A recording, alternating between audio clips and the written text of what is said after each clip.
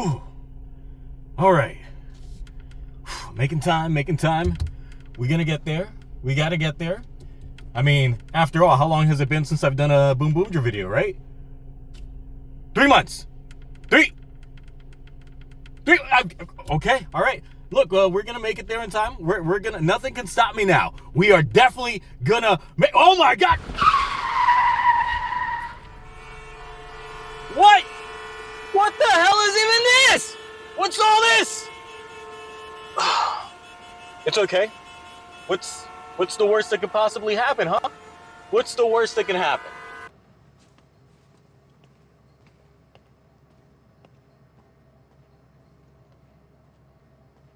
Oh, what do we have here? Dusty robot alien?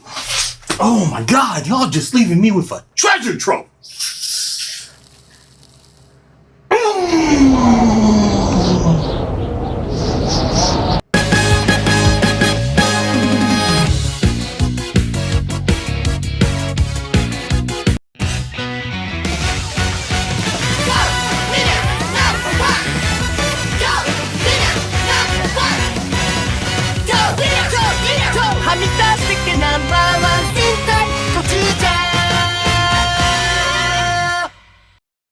It's finally time to look back at Bakuage Sentai BoonBoomger and what it brought to the table. This was indeed a show that started off a little bit controversial because if you were following its social media presence, as the reveal of the suits actually ended up coming much later than anticipated, and most would likely correlate it to how generally negative it was initially received. From the controversy of the insider sharing the pictures to select few, leaving some to make drawings showcasing what exactly it was, to someone just outright leaking the image, calling out the leaker, who quit, never to return again.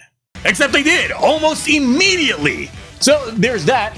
But yes, we went from tire-faced gate of disbelief to eventual acceptance. And look, I still stand by my initial stance that the suits would be better if the pants weren't gray but continued their color scheme, and the helmets are still bad. But look, I did get used to it, but for a new person coming in, they might just see those suits as an oddity. The press event came and went, and there was still some hesitancy, as the head writer came from the realm of anime, and in actuality, a lot of the foundations and implementations of the show gave off Pokemon vibes. Considering that the long-running entry featuring Satoshi, aka Ash Ketchum, was finally over, so that freed up some of them from their schedule. Coming off the heels of highly experimental seasons before it, BoonBoomger was the safe option, going back to basics and on a more episodic format. This initially felt fine. A bit of fresh air, if you will, in lieu of what's been going on. But was it? As the season continued, it hit the point of feeling a bit mundane. It introduced quickly and rushed through its first general, but then overstayed and floundered on the next general. Tried going extreme while also backpedaling on the next one, but this ended up leaving the final arc also within a complicated standing. And I've covered everything prior to this final arc in other videos, so feel free to check those out. But this is the overall series review while touching base on the episodes that went uncovered. So let's first take a look back at how we got to where we got. And sadly, BoonBoomger found itself following in the new trope that Toei's been pushing, following on specific arcs even if the show itself flows narratively flawed to that type of approach.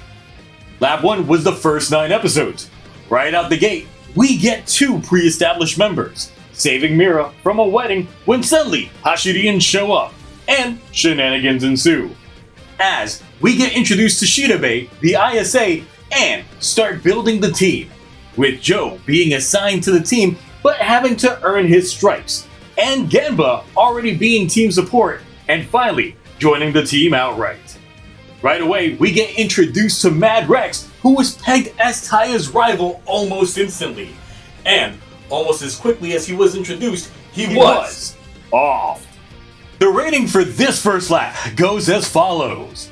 B, A, A, A, B, B, B, A, A. This average is technically at the halfway between a B and an A, which, if you were to put it in numerology, it would actually be an 8.5. Thus, a Boom Boom B.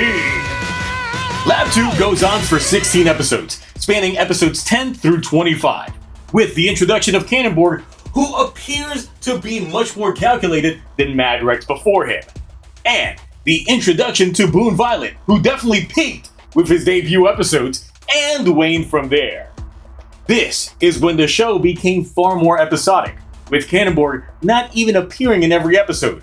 We do find out towards the end that he was working some back-end deals the whole time, thus explaining Boom Boom Killer Robo and the talks that he had with the ISA and Lightning Tech. But those foundational seed plants came far too late. Though in these episodes, we also ended up getting an upgrade to Boon Red with 119 that debuted in the most convenient yet non-stakes worthy episode to its eventual forgetful status as well. We start things off pretty good with an S. Then we move on to A, C, S, A, B, C, A, C, C, B, B, C, A. Man, those C's. Started off strong, then it started to waver. Hit several Monday notes, but closed somewhat strong. Lab 2 also averages that Boom Boom B. Lab 3, on the other hand, promised some higher stakes. I mean, look at this poster! That's a hype poster. It really gives the feeling that shit is about to go down. Lab 3 also ended up only being 9 episodes, but it felt like it had a lot of story to tell. The revelations of the ISA and Lightning Tech cooperating with the Hashidians, Demba's backstory being explained as the heir to a major delivery planet, but also being hell-bent on revenge as he opts to leave the team, only for him to find himself somewhat supporting them from the background, Sakito finding some plot relevance with him, and look, albeit feeling a little forced. Death Race starting off as an amazing villain, but falling a bit more into the background as he brings back Mad Rex to be more relevant than ever, while also revealing to everyone that Bundrio was a Hashidian the whole time. Looking at this set of episodes, we start things off with an A, S plus, S, A, S, S, A, S, A, see? Thus, Lab 3 is actually the best rated lap in the episode average, with the dead weight just being on the last episode, but it actually averages at an S. The final lap started off in more of an interlude, with some episodes reaching from pretty good to what the hell are y'all even doing? My last BoonBoomger catch-up did cover episodes 36 through 39, which got D, B, F, A. But you know, what about the remaining episodes? 40 lets us meet a fan of Chashido's, but sadly this isn't his forte. So instead, Joe and Mira take the handle while a new Gruma brings out folks' most embarrassing numbers. Most of the Joe-focused episodes have the most heart, and this one ain't lacking in that department, giving this one an A. 41. Although Spinder's out, why don't we take a detour to get some soccer action, shall we? Look, this episode does indeed have some hilarious moments, but its placement this far into the story feels completely out of place. But the biggest fault that this episode actually ended up having was its big fight soccer match, which was the most baffling choice I have ever seen this show make. The baseball episode at least tried to make a set for them to fight in. I gotta give this one that 1, 2, 3, 4, 5. 5 men. 42 is the Christmas episode, and really gives Itasha the spotlight in forming a bond with Taya. However, as far as Christmas episodes goes, this has has its moments, but it's just a boom boom bean. Episode 43 sees Chashiro getting the ISA to dig their heels right into him. Seeing the team get this organized as a treasure tracking Gruma gets the Boom Boom Changer right off of him as he abandons the team. Conveniently, there's another Blue watching, with a crusty old jacket in there too. Helping in the fight, taking that changer and making it into a key, making his transformation go from Gokai to Boom Boom. Later on, granting BoonD the ability to Gokai change. The whole purpose of Other Joe being here is just to deliver a necklace potential plot MacGuffin from the film, and that film gets a seed. But this episode in itself was saved by having a pretty good betrayal that certainly isn't a long game ploy. But the cameo of having Singular Gokaiger felt more out of place than the previous two cameos. But I'm not counting the Lone Speedor episode, but then also to give this episode a little bit more validation. Really, the end plot twist of Taya about to be broke really elevated this a bit back up to averaging at a Boom Boom Bean. 44 paints the Boomgers as the villains. Finally came out with evil BoonBoomgers. This is not what I wanted. It's still not what I wanted. But look. As Lightning Tech and ISA schemes with Wild Spindor come into play, with Naito Rider finally revealing his Yakuza boss grip to Taya, leading him to a one-on-one face-off with Spindor, only to be joined by the Boomgers and easily get jobbed to the point that Bunjiro chimes in bigly, which is just what Spindor wanted, prompting Boom Boom Killer Robo on Bunjiro action, leaving Taya with no choice but to surrender all of his assets to save his friend, only to be too late as Spindor gets that final shot, upgrading to max energy, and Taya's place getting raided by the ISA. This was where the stakes felt at their peak, and a solid episode that served as a great penultimate episode to the series, giving it that Shinken. Wait, what? What do you mean? This isn't the penultimate episode? What do you mean? This has penultimate episode vibes. They literally. There's more. There's.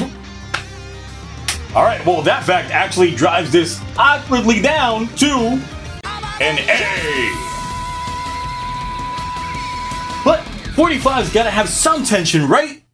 Well, while the bad guys have their cake and eat it too, they decide to drag things out further by allowing the Boomgers the chance to try to revive Bunjiro, but that overwhelms and diminishes Taya's morale, as we later find out that when Bunjiro's type die, they start to turn dusty. All this while Deathrace actually gets revived, further throws the seeds of doubt towards the Boomgers, only to get got by some Violet Streak. Oh, and the key to saving Bunjiro is a disco ball. This is the beginning of a lot of dragging on. And drag on it does. The pacing really starts feeling a bit awkward as they try to pad our way towards the ending, making me almost wish that Bunjiro didn't get revived and that the Boomgers tried to figure out a way to pilot him without any real essence. But this one barely squeaks by as a B for me. 46 shows that BoonD is willing to make the ultimate sacrifice for Bunjiro, and Grants reveals more details about Yadukar's race and abilities, and even upgrading him to full-on Gruma, having essentially the Gruma equivalent of the champion's jacket. As BoonD's parts prove to be inefficient, the others go out of their way to get the disco ball over to Taya. In the meantime, the mass production of the Killer Robos finally serves a purpose, I guess, as other nations purchase them from Lightning Tech, seeking protection from the Boomgers. Why they feel the need to actually get protection when they're only fighting, 5, maybe 6 people on a good day, is beyond me, but okay. I mean, there's literally alien invaders that have been coming. I guess that's the power of messaging and misinformation. Either way, Disco Ball helps out none. And the only way to really bookend things is to end things like they started, with a wedding. Having Chashiro deliver the news that Walt Spindor wants to marry Mira, a person that he had no real interaction with. All this just to foster goodwill between the Boomgers and the Hashirians. Man, I really feel like that bit was just dropping the ball at the end, but God, that's a real fucking downgrade. That's a C. That's that Car Ranger C. 47 is the true penultimate episode, showing that the kids are the true heart of the story, able to see the Boomgers for who they really are in a world that sees them as nothing more than villains. Everyone appears to go about their separate ways, but it's really a means to an end.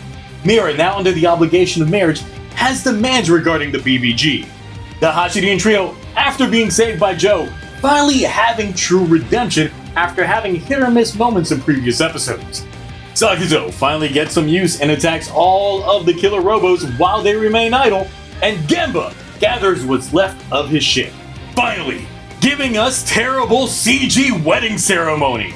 As, like I said before, they really wanted poetry with this episode, leaving us with Taya saving Mira from the worst wedding yet, Chashiro showing that, yes, he has been playing the long game, catching Spindor off guard and destroying his monkey, which turned out being his gas canister, leaving him completely defenseless and weak. Where's that backup? Well, Gemba blocked their path with his ship. Even though these are Yaru cars and we know they have the abilities to fly, but no, that stops them. That completely stops them. And Joe's here too. Any more backup y'all are gonna try and send their way? No? Why? Because Sakito ended up getting it when he got those killer robos that were stuck in idle. All this while the actual team is ready to take things to the finale and having a very D-rank episode. 48. And the finale of it all. Did they stick the landing? Well, the ISA and Lightning Tech actually get outed out as the real bad guy thanks to some recording, while the staff felt that the most appropriate location for the actual final battle is a park on a sunny afternoon. You can even see the netting in some ball catching area back there. Amazing! Amazing! Is there any way to get more jarring than that? How about finally giving us some exposition and backstory on Grant before doing him in? How about him leaving behind his umbrella that isn't even his own pet thingy to gather up the remaining gasoline and having that go to Wild Spindor? How about that we finally throw in Spindor's backstory as well? Doing everyone in the process. But the revelation of who the real bad guys are, along with the cheering of kids, forms a positive energy that channels its way straight into Bandrio, allowing him to come back from the dead and join the rest of the Boomgers. Now, with really everyone here, it's time for that final roll call that lasts, a full minute and 20 seconds. And you expect some epic throwdown, right?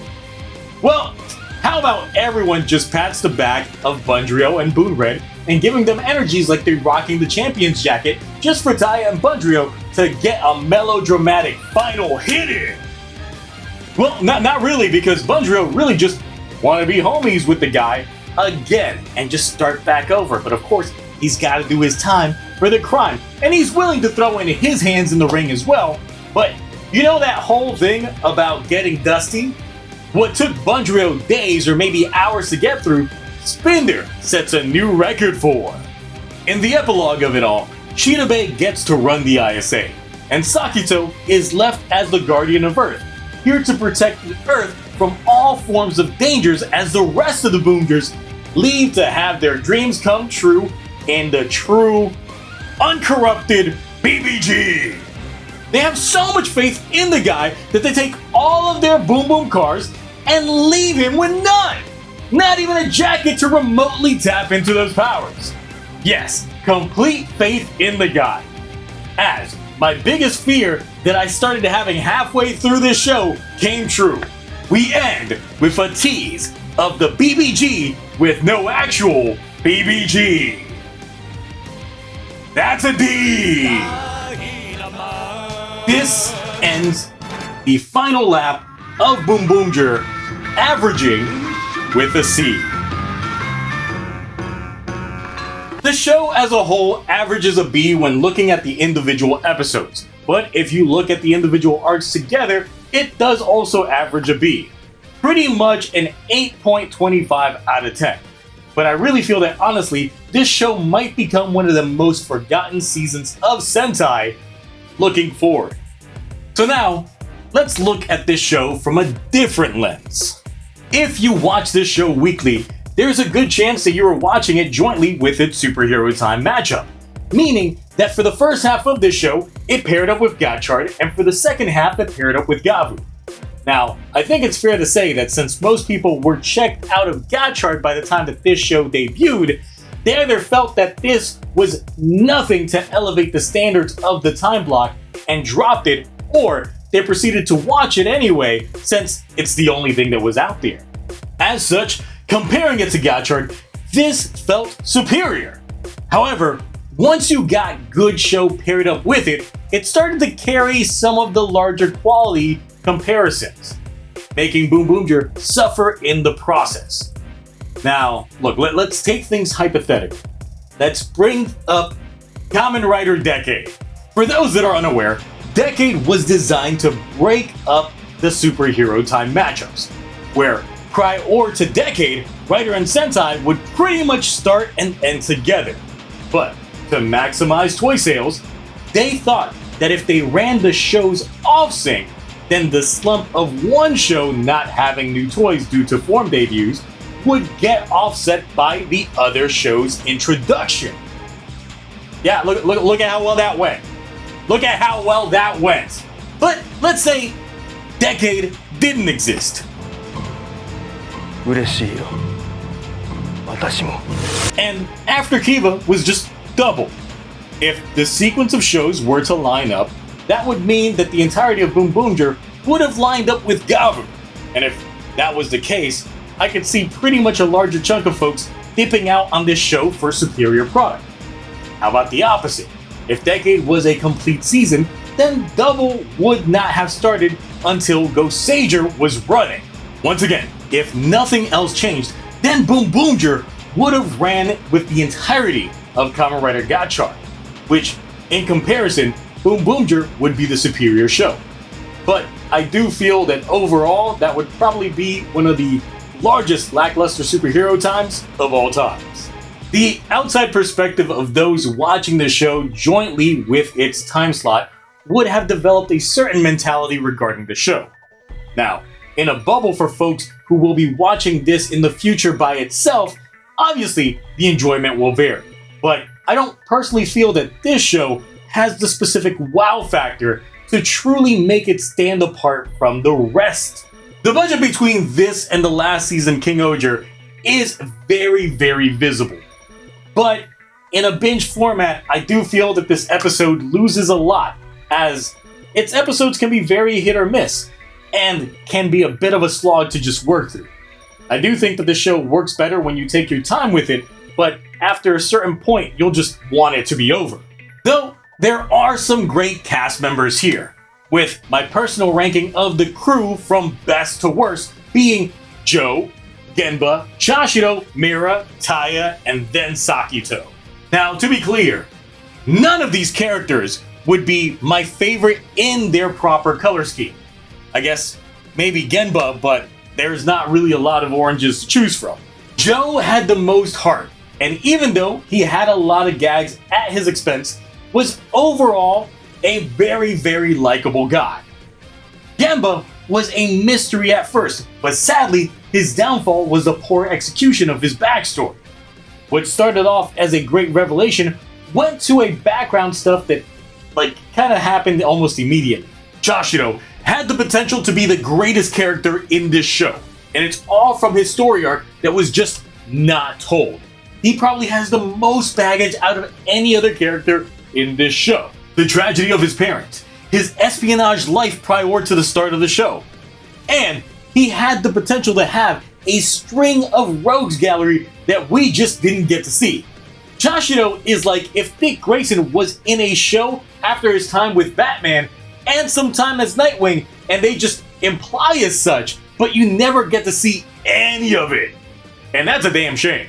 Mira essentially got to be the audience insert for this show in a way, giving a much more grounded outlook on things, but her general carefree attitude that always assumed the best in folks, but not as much of an innocent cantor as Joe, just made her Diet Joe. The two are very similar in their mentality and are often paired together, but when they are paired, it's easy to see that Joe carries much more substance than Mira. Taya is probably the most lackluster read in years for me, feeling like a nothing character that tries to make you believe that he's in it for a higher meaning, but the delivery rarely lands. I mean, after all, at the end, it kind of feels a little bit more selfish of him than anything else. Maybe it's just what the actor had to work with or the intended direction for him, but they never really made him feel like the leader outside of him just having the money and meeting the alien first. He's also one of the more flawed Reds, needing more direction from the rest of the cast to throw in the support that he needs. Sakito. It is a shame about Sakito. Usually people look towards the additional member to breathe fresh life into the show, or at least steer things in a different direction. But after his general appearance, he really became a background character. And it sucks because I know that the actor playing him really was looking forward to finally being in Sentai. And this is the treatment that he gets. There was a concept introduced early on that, though rushed, I felt could have helped flesh out several characters more. And that is the concept of rivalry. While Mad Rex was Taya's rival, Cannonboard has the proper potential to be Sakito's rival. And the show tried to play that angle towards the end of his run, but the lead up to it didn't really feel the same. Once again, it really was dragging on his story. Death Race was also introduced feeling like the rival for Genba, but after that initial reveal, they relegated the two of them pretty much to background shenanigans, with Genba throwing forced hands with Sakito more than not, also diminishing the plot points. The Hashirian trio, the Sand Cedars, or actually more Dekatorad and Itasha, could have served as rivals to Joe and Mira, as they really do feel like they mirror each other. And on other fronts, they really would have had the pathway to really land itself towards the ending of One of Understanding. And although we did eventually get to that conclusion, it would have worked much better had the chemistry fully had been there from the beginning. Sadly, Grants came too late, and could have actually ended up working as a rival to Shashiro, but that didn't happen. And Wild Spinner, although set up early on, spent most of their time really just being inactive. They really shoehorned in their backstory at the very possible last moment. Then there's Shirabe, who was a decent supporting character that probably had the biggest mental shift from the start. And her reward of getting control of the ISA is good, but I really felt that there was a larger missed opportunity for her in the BoonBoomger cast than we actually got. Maybe it's because I just finished all of Cobra Kai, and last week I finished watching Bravern, but those stuck their landing so well that it's hard to say that this show did. The dangling carrot of the BBG that ended up being post-show stuff, the awkward pacing at the end, even the set pieces leave a lot to be desired. Luckily, the show didn't scream high quality from the start that would make one see this ending as a fall from grace. But it's still disappointing. This show is subjectively pretty okay. But does it break into my top 10 Sentai? Absolutely not. It has its enjoyable moments, a lot of which I've shared with my Twitch watch parties. But as a standalone show, I see this really as just being one of those seasons that most will either skip, or I'm doubtful many will recommend as their first Sentai season someone should watch if they're trying to get into the franchise. Now, even as a rewatch, it might end up being a little bit more difficult. I'm not in a rush to watch more episodes of this.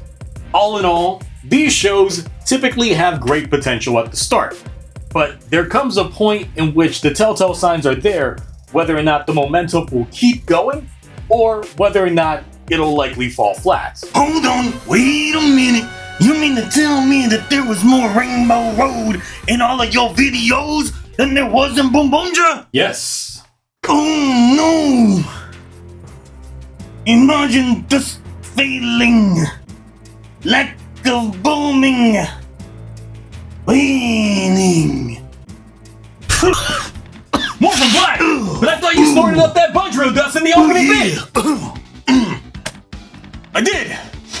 You were Waldeno the whole time? I'm a lot of things, a lot of the time.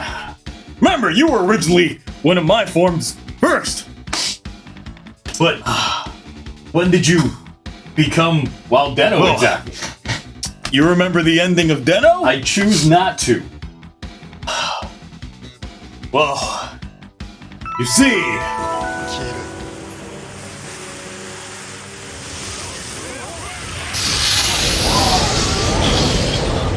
Oh yeah!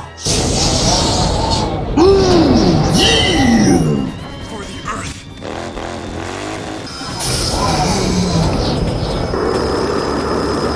Wow, okay, yeah, let's take a look back at the last year of BoonBoomger. Now hit me up with one of those spare changers. Ooh! Oh! Miss me with that go-on stuff. I'm gonna call you Shaq. Is that Shazam or Kazam? Your name is long just like he is tall. And you play for the Heat. And you know what probably has no heat? This recap that Zio's about to give right now. Hey! How about we use an AI lookalike? Free trial, low resolution? Has it stopped us from releasing GBA videos in 2024?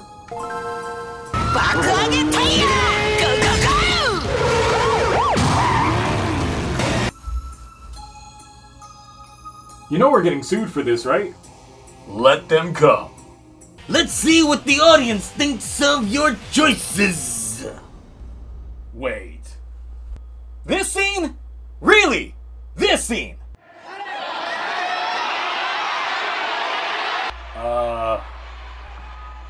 Revice was a better watch than Godshard is currently? Hi!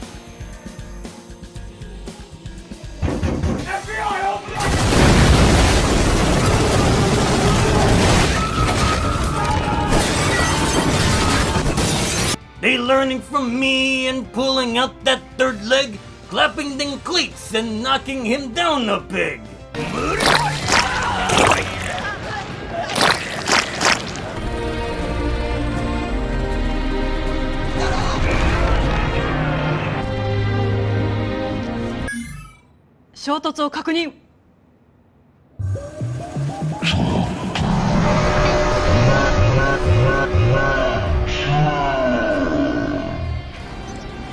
What y'all looking at? That's all beans and no Frank! Neat. What's the deal with the lack of Rainbow Road in BoonBoomger? Oh, I got a cease and desist from Nintendo Soji. Got your ass. What in the hell? Now, I don't expect a simpleton like you to completely understand what I'm about to say, but as corporate entities, we actually fight things out using the powers of the justice system. And to that I mean we money hat lawyers, judges, and everything and the like just to make sure we get what we want. However, I will just say this. I'm also a cheap son of a bitch and don't like spending a lot of money in legal expenses. Now, if you don't mind, I've got some shows to not QC. Face-quaking, game-changing, ball-facing! Seem to have wet my pants.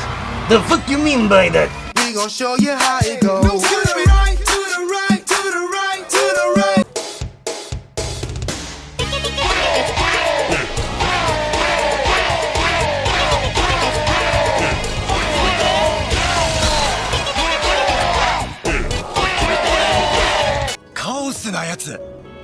Would you like a blood light? We are VR Lasers! What? Oh yeah! Big fight here in town. But what's this? Promo Willie's bullets actually ineffective against something brown. But so maybe, okay, maybe kiss your butt. No, you can't have my baby, but you could gaga like that. Chaos. Oh! Wait, what? No! Not again!